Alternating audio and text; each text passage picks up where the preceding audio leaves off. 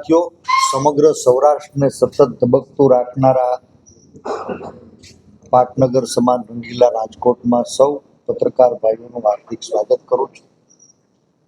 નવા વર્ષમાં પ્રથમવાર મળી રહ્યા છે ત્યારે આપ સૌને નવું વર્ષ મંગળમય નીવડે એવી હૃદયપૂર્વકની શુભેચ્છા પાઠવું.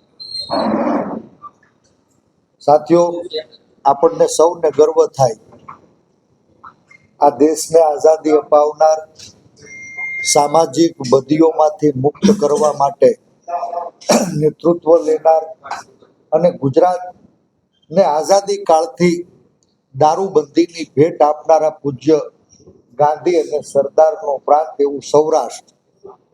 પૂજ્ય ગાંધી જે ભૂમિમાં ઉછરા, ભણી ગણી અને વૈશ્વિક ફલક ઉપર આઝાદીના સંદેશને પહોંચાડવામાં સફળ થયા, એ જ રાજકોટના આંગણે આજ કહેતા દુઃખ થાય છે કે આઝાદીના આટલા વર્ષ પછી ભારતીય જનતા પાર્ટીના 1990થી 2025 એટલે કે સતત 30-35 વર્ષના શાસનકાળ દરમિયાન ક્યાંય ને ક્યાંય ગુજરાતની નવી પેઢી એને નશાની ગર્તામાં ધકેલવાનો સતત પ્રયાસ થયો ને એનો ભોગ આજે ગુજરાતનું યુવાધન બન્યું છે. દારૂ વિરુદ્ધ લડાઈ લડનારું ગુજરાત આજે ભારતીય જનતા પાર્ટીના શાસનમાં ડ્રગ્સ સામેની લડાઈ હારી ગયું છે. કહેતા દુઃખ થાય છે કે ભારતીય જનતા પાર્ટીના શાસનમાં આજે ગુજરાતના એ તમામ જિલ્લા, તમામ તાલુકા, તમામ મહાનગરો, ગુજરાતની એક પણ સ્કૂલ કોલેજનો દરવાજો એવો નહીં હોય કે ત્યાં દારૂ અને ડ્રગ્સની ડિલિવરી નહીં થતી હોય. સરકાર શું કરવા ધારે છે એ સવાલ પૂછવાનો સમય હવે પાક્યો છે. આપણે સૌ જાણીએ છીએ કે આ દારૂ અને ડ્રગ્સ માફિયા પહેલા આપણી પેઢીને બંધાણી બનાવે છે. આ જ ડ્રગ્સ માફિયાઓ આપણા બાળકોને ઘરમાં મજબૂરીવશ ચોરી કરતા શીખવાડે છે. ઘરની પાબંદીઓ જ્યારે લાગે ત્યારે આવા જ આપણા બાળકો એને ઉધારમાં ડ્રગ્સ અને દારૂ પૂરો પાડી વ્યાજકવાદીઓની જાળમાં ફસાવે છે. આપણી ઘરે ઉછરતો નવયુવાન એ બંધાણની લતવશ ક્યાંય મજબૂરીથી કોરા ચેક, કોરા સ્ટેમ્પ પેપર, કોરી પ્રોમિસરી નોટમાં સહી કરી અને એ વ્યાજકવાદીઓની જાળમાં ઊંડે ને ઊંડે ફસાઈને ખૂંચતો જાય છે. અને આ વ્યાજકવાદીઓ જે કોરા ચેક, પ્રોમિસરી નોટ અને સ્ટેમ્પ પેપરમાં સહી કરી છે એનો દુરુપયોગ કરી આપણી બાપ દાદાની વારસિયાઈ મિલકતો એ પચાવી પાડવાનો પેત્રો કરીને એના ભોગ રાજકોટ સહિત સમગ્ર ગુજરાતમાં હજારો પરિવાર બન્યા છે. ખૂબ દુઃખદ વાત છે કે આ ડ્રગ્સ માફિયા, વ્યાજકવાદીઓ અને મિલકત માફિયાની સિન્ડિકેટ ખુલ્લેઆમ ગુજરાતની ભાવિ પેઢીનું શોષણ કરી રહી છે અને સરકાર ક્યાંય ચૂપ છે. સરકારની ચૂપકીદી એ સીધો સરકારની નિષ્ઠા ઉપર પ્રશ્ન ઊભો કરે છે. આ લડાઈ રાજકીય લડાઈ નથી, આ લડાઈ સામાજિક લડાઈ છે. આ લડાઈ ગુજરાતના ભાવિ પેઢીને બચાવવાની લડાઈ છે. આ લડાઈ ગુજરાતના યુવાનોને દારૂ અને ડ્રગ્સના દૂષણથી દૂર રાખવાની લડાઈ છે. આ લડાઈ મારા ગુજરાતને પંજાબની જેમ ઉડતું ગુજરાત બનતા અટકાવવાની લડાઈ છે. આ દારૂ અને ડ્રગ્સની લતમાં કેટલાય પરિવારો બરબાદ થઈ ગયા છે. કેટલી માની કૂખ ઉજળી ગઈ છે. કેટલી દીકરીઓ એના ભાઈ છીનવાઈ ગયા છે. કેટલી સૌભાગ્યવતીઓ એના સિંદૂર છીનવાઈ ગયા છે. ત્યારે આ લડાઈ એને રાજકારણથી ઉપર ઉઠી એક સામાજિક સુધારણાની લડાઈ તરીકે આપણે સૌએ સાથે મળીને આગળ લઈ જવાનો સંકલ્પ કરવો જોઈએ. અને એ જ સંકલ્પ સાથે ગુજરાત પ્રદેશ કોંગ્રેસ સમિતિ જન આક્રોશ યાત્રા પહેલો તબક્કો સૌરાષ્ટ્રમાં પૂરો કર્યો, બીજા તબક્કામાં ઉત્તર ગુજરાતથી એની શરૂઆત કરી છે. જ્યારે કોંગ્રેસ પક્ષના આગેવાનો જિલ્લે જિલ્લે તાલુકે તાલુકે જનતાના દરબારમાં જાય છે, ત્યારે મારી મા બેન દીકરીઓ વર્ષોથી સૂતેલી સરકારને જગાડવા ફરિયાદ કરી, કોઈ સાંભળ્યું નહીં. એટલે આજ અમે મુખ્ય વિપક્ષ ન હોવા છતાં ખૂબ ભારે મોટી આશા અને અપેક્ષાઓ સાથે એ જન આક્રોશ યાત્રામાં ફરિયાદ કરી રહી છે કે અમારા દીકરાઓને આ ડ્રગ અને દારૂના દૂષણમાંથી બચાવો. લોકો કહી રહ્યા છે, પણ ક્યાંય લોકોને ડરાવી, ધમકાવી, લલચાવી, ફોસલાવી સતત અને સળંગ શાસન કરનારા લોકો એના પેટનું પાણી ન એનું. મને ગર્વ થાય છે કે કોંગ્રેસ પક્ષનો એક કાર્યકર્તા, ચૂંટાયેલો જનપ્રતિનિધિ ભાઈ જિગ્નેશ મેવાણીએ પોલીસ સ્ટેશને જઈ અને પોલીસની નિષ્કાળજી પ્રત્યે સવાલો ઉઠાવ્યા. તો ક્યાંય સત્તામાં બેઠેલા લોકોનો ગ્રાસ લૂંટાતો હોય એમ પોલીસ પરિવારના નામે એક ચૂંટાયેલા જનપ્રતિનિધિને દલિતનો દીકરો સમજીને સરકારે દબાવવાના નિરર્થક પ્રયાસ કર્યા એ ખૂબ નિંદનીય છે. ભાઈ જિગ્નેશ, આ લડાઈ તમારી નથી, આ લડાઈ કોઈ વ્યક્તિની નથી, આ લડાઈ કોઈ વર્ણની નથી, આ લડાઈ કોઈ વર્ગની નથી, આ લડાઈ સમાજની છે, આ લડાઈ ગુજરાતની છે. અને અમે સરદારના વારસો તમારી સાથે છીએ, સમગ્ર ગુજરાત તમારી સાથે છે.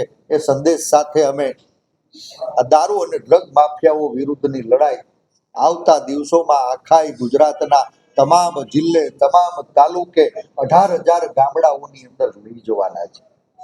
આપણે સૌ જાણીએ કે દરરોજ દી ઉઠે અને ક્યાંય છાપામાં, ક્યાંય ઇલેક્ટ્રોનિક્સ મીડિયામાં, ક્યાંય સોશિયલ મીડિયામાં લાખો કરોડો રૂપિયાનું ડ્રગ પકડાણું, ચરસ પકડાણો, ગાંજો પકડાણો, દારૂ પકડાણો, આવા સમાચારો મળતા રહે છે. આ જે વસ્તુ પકડાઈ રહી છે ને, એ તો પાશેરામાં પૂણી સમાન છે.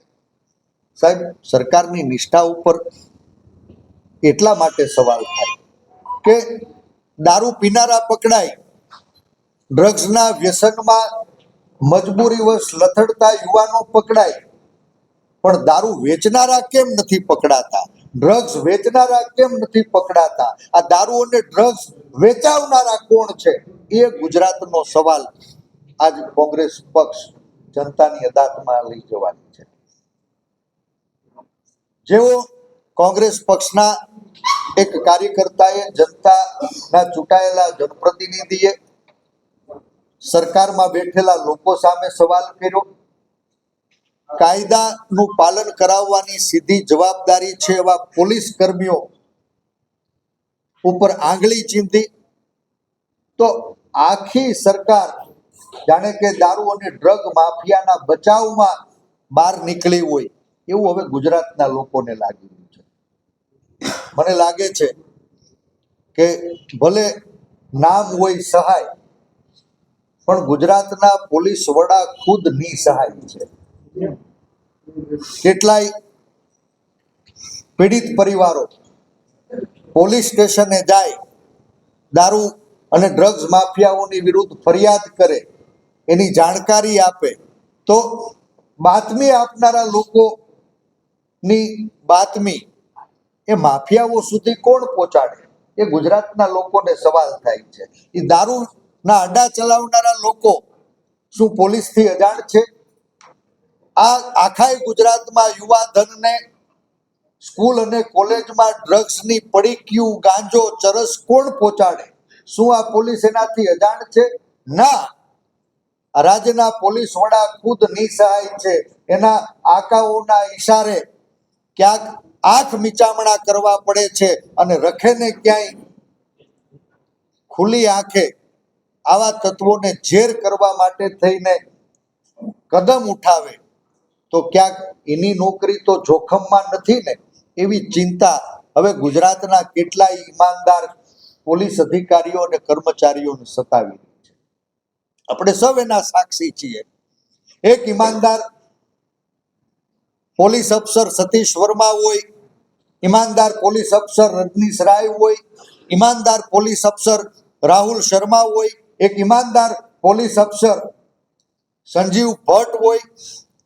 સાહેબ, આજે 20-20 વર્ષ પૂરા થવા આવશે, એક ઈમાનદાર અધિકારીને કોઈ ખોટા બનાવી કાઢેલા જૂના કેસમાં જેલની અંદર ધકેલી દે, એના ધર્મપત્ની એની દીકરીઓ વર્ષોથી ન્યાય માટે ભીખ માંગી રહી છે. ત્યારે આ બની બેઠેલા પોલીસ પરિવારના લોકોના પેટનું પાણી નહીં હેલું હોય? એક નિર્દોષ અધિકારી, એને સરકારમાં બેઠેલા લોકો એની સામે આંગળી ચીંધી તો એના ઘર ઉપર બુલડોઝર ચલાવ્યું, ત્યારે આ બની બેઠેલા પોલીસ પરિવારના લોકોના પેટનું પાણી નહીં હેલું હોય? એ સતીશ વર્માજી હોય, રજનીશ રાય હોય, રાહુલ શર્મા હોય, ક્યાંય નોકરીઓ છોડવી પડી, એના પ્રમોશન અટકાણા, ત્યારે આ પોલીસ પરિવારનું પાણી નહીં હેલું હોય? દુઃખ થાય છે કે પોલીસ પરિવારના નામે ક્યાંય ભારતીય જનતા પાર્ટીના કાર્યકર્તાઓ કમલમનો ખેસ ખિસ્સામાં મૂકી એક દલિતના દીકરાને દબાવવાનો પ્રયાસ કર્યો છે. અને આવા ભારતીય જનતા પાર્ટીના ટટ્ટુઓને અમે જાહેરમાં ચેતવણી આપીએ છીએ કે ખબરદાર, એ ચૂંટાયેલો જનપ્રતિનિધિ છે, કોંગ્રેસનો કાર્યકર્તા છે, આંદોલનનો સિપાહી છે, અને એનો સંકલ્પ એ ગુજરાતની નવી પેઢી એને દારૂ અને ડ્રગ્સ ના દૂષણથી બચાવવાનો છે. અમારા યુવાનોના પેટમાં જે ઝેર રેડાયેલું છે ને બાપ, એના ભવિષ્યને સલામત કરવા માટે થઈને અમે આ લડાઈને આગળ વધારી રહ્યા છીએ. આપણે સૌ એ બાબતના સાક્ષી છીએ કે આ દેશમાં લોકશાહી વ્યવસ્થામાં લોકો દ્વારા, લોકો વતી અને લોકો માટે ચાલતી વ્યવસ્થાનું નિર્માણ એ દેશના સંવિધાને કર્યું છે. હું અને તમે, ગુજરાતનો ગરીબ હોય કે અમીર, રાજા હોય કે રંગ, ગામડાનો હોય કે શહેરનો, દરેક માણસ દરરોજ દી ઉઠે માચીસ ખરીદવાથી શરૂ કરી અને જૂતા, કપડા, પેન્ટ, ગાડી, ઘોડા, પેટ્રોલ, ડીઝલ, એ દરેક વસ્તુની ખરીદીમાં ટેક્સ ચૂકવીએ છે. આ ગુજરાતની પ્રજા એની પરસેવાની કમાણીથી જે રાજ્યની તિજોરી ભરાઈને એ પ્રજાના પૈસે પોલીસવાળાને પગાર ચૂકવવામાં આવે છે. મને ગર્વ થાય છે ઈમાનદાર અધિકારીઓ ઉપર, જેને ખાખીની લાજ રાખી છે. સાહેબ, એક જમાનો હતો કે ખાખી વર્દી જોઈ અને સામાન્ય માણસમાં સુરક્ષાનો ભાવ થતો, સુરક્ષાનો અહેસાસ થતો, અને આજ ભારતીય જનતા પાર્ટીએ એ ખાખી વર્દીનો ક્યાંય દુરુપયોગ કર્યો, એના રાજકીય ઈરાદાઓ પાર પાડવા માટે થઈને એ ખાખી વર્દીને આડી ધરવાનું કામ કર્યું. આજ ખાખી વર્દીને જોઈ અને સામાન્ય માણસ એનો રસ્તો ફેરવી લઈને એવી દયનીય પરિસ્થિતિમાંથી ગુજરાત પસાર થયું છે. મારે ઈમાનદાર અધિકારીઓને સલામ કરવી છે જે સંવિધાનની રક્ષા કરી રહ્યા છે.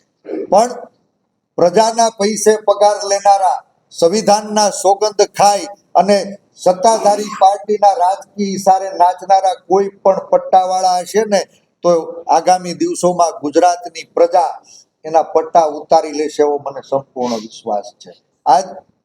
આજ સાહેબ, મુઠ્ઠીભર બેઈમાનોના ઘર ભરવા માટે શું આપણે લાખો ઈમાનદાર યુવાનોને દારૂ અને ડ્રગ્સના બંધાણી બનાવવાનું ષડયંત્ર ચલાવી લેવાય?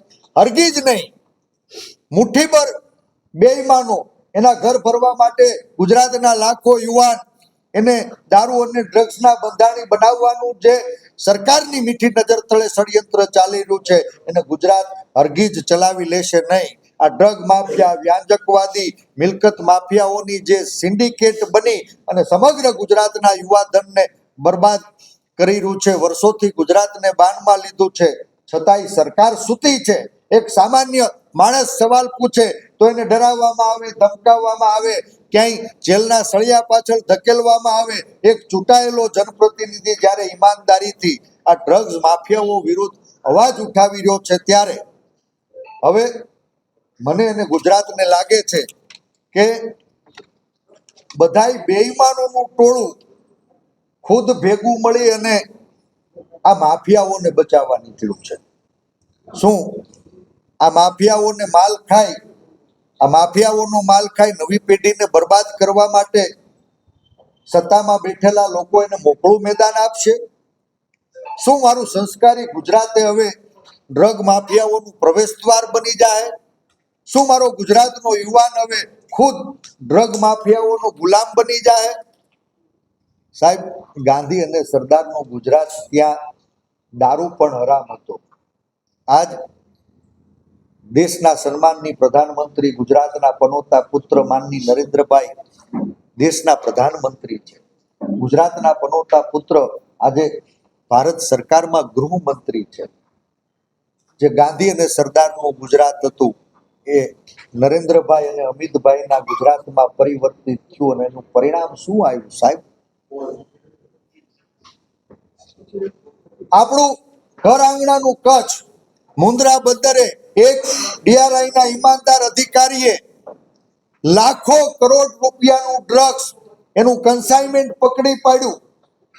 ટૂંકા ગાળાની તપાસમાં એ વાત સામે આવી કે આની અગાઉ આવા 2-3 કન્ટેનર તો દેશમાં ઘૂસી ગયા, યુવાનોને બરબાદ કરવા માટે ઝેર સમાન ડ્રગ્સ એ આખા દેશમાં, પ્રદેશમાં વેચાઈ ગયું. એક ઈમાનદાર અધિકારીએ એ લાખો કરોડનું ડ્રગ્સ પકડ્યું. સાહેબ, એક અઠવાડિયામાં એની પાસેથી તપાસ છીનવી લેવામાં આવી. કોના ઈશારે? એક ઈમાનદાર અધિકારી જેણે મુન્દ્રા બંદરેથી ડ્રગ્સનું કન્ટેનર પકડ્યું હતું, એને ટ્રાન્સફર કરવામાં આવ્યું. કોના ઈશારે એની પાસેથી તપાસ છીનવી લેવામાં આવી? અને જે એજન્સીને જવાબદારી સોંપી હતી, લાખો કરોડ રૂપિયાનું ડ્રગ્સ રંગે હાથ પકડાણું. પણ સાહેબ, એ ડ્રગ્સ માફિયાઓ નો પકડાણા. એ ડ્રગ્સ માફિયાઓના આકા કોણ છે? ક્યાં કે સરકારમાં તો નથી બેઠા ને, એ સીધો ગુજરાતના લોકોને સવાલ થાય છે. ત્યારે મારો સીધો સવાલ છે કે સાહેબ, આ મોદી સાહેબનું ગુજરાત છે અને આ સાહેબના ગુજરાતમાં ખુદ માફિયાઓની જ સરકાર પીઠ થપથપાવશે? સીધો જ સવાલ થાય છે કે શું સંવિધાનની સોગંદ ખાનારા ખુદ જ સરકારની કઠપૂતળી બની જાય? ગુજરાતને સીધો જ સવાલ થાય છે, શું ખુદ ઈમાનદાર અધિકારીઓની નોકરી ઉપર જોખમ વધતું જાય? સીધો જ સવાલ થાય છે, શું ખુદ ઈમાનદારો લોકોને ડરાવવા, ધમકાવવા, ફસાવવા અને જેલમાં ધકેલવાના ષડયંત્રો વારંવાર રચાતા જાય? શું હવે સુરક્ષાના પ્રતીક સમાન ટોપી અને પટ્ટા શું સરકારી ઉંબરે ગીરવે મૂકવા માટે મારા ઈમાનદાર અધિકારીઓએ, કર્મચારીઓએ મજબૂર થવું પડશે? ના, ના અને ના, હરગીજ નહીં. સંવિધાનની રક્ષા કરે ને એને સિપાહી કહેવાય, અને ક્યાંય સત્તાધારી પાર્ટીના ઈશારે નાચે ને એ બધાય પટ્ટાવાળા. અમે સંકલ્પ કર્યો છે કે જે સંવિધાનની રક્ષા કરશે એવા બધાય સિપાહીઓને મારા સહિત આખું ગુજરાત સલામ કરશે. અને ક્યાંય સંવિધાનના મારા સહિત આખું ગુજરાત સલામ કરશે. અને ક્યાંય સંવિધાનના સોગંદ ખાય, રાજકીય ઈશારે અમારી નવી પેઢી એને દારૂ અને ડ્રગ્સના નશામાં ધકેલવાનું જે લોકોએ પાપ કર્યું છે ને, આવા બધાયના પટ્ટા મારું ગુજરાત ઉતારી નાખે.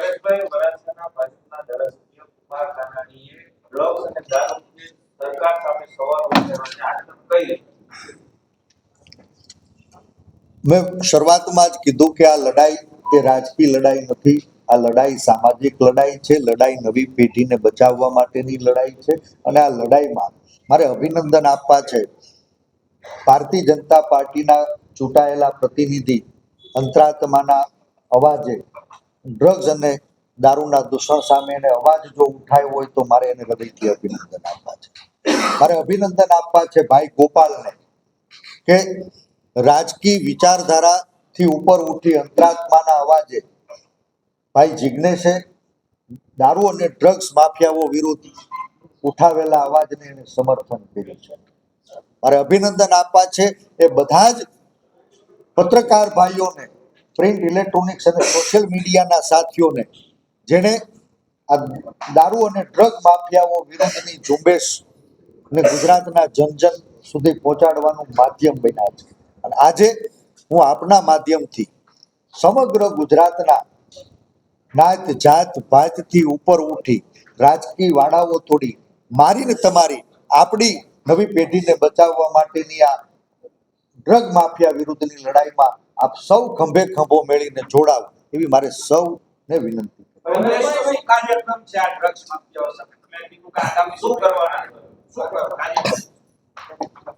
ગુજરાત પ્રદેશ કોંગ્રેસ સમિતિની જન આક્રોશ યાત્રા બીજા તબક્કામાં ચાલી રહી છે. ખેડૂતોની યાત્રા છે કે શેના માટે? જન આક્રોશ યાત્રા એ ગુજરાતના ગરીબ, ગામડા, દલિત, પછાત, ખેડૂત, મજદૂર, વિદ્યાર્થીઓ, યુવાનો, માતાઓ એને સાંભળવાની, એની જે સમસ્યાઓ છે એ વેદનાને વાચા આપવા માટેની અમારી યાત્રા છે.